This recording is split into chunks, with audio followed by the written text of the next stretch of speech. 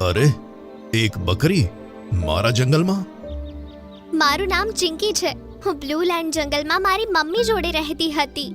થોડાક દિવસ પહેલા તેમની મૃત્યુ થઈ ગઈ. ત્યાર પછી મને ત્યાં મારા જીવનો ધોખો લાગવા લાગ્યો. માંસાહારી પ્રાણીઓ મને તેમનું ડિનર બનાવવા માંગતા હતા.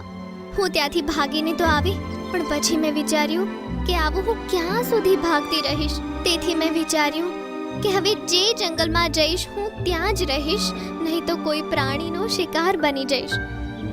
તું અનાથ છે? બકરીની વાત સાંભળી શેરખાનને તેની પર દયા આવી ગઈ.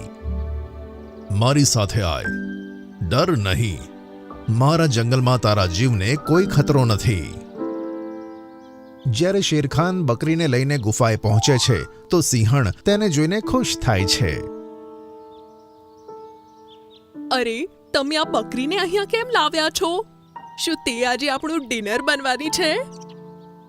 અરે ના ના, હું એને શિકાર નહીં પણ દીકરી બનાવીને લાવ્યો છું. આ તમે શું કહો છો?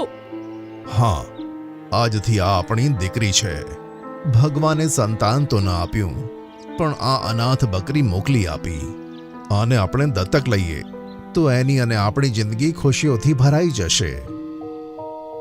બકરી અનાથ હોવાનું સાંભળીને સિંહણનું પણ દિલ પીગળી ગયું અને તે બકરીને વહાલ કરવા લાગી.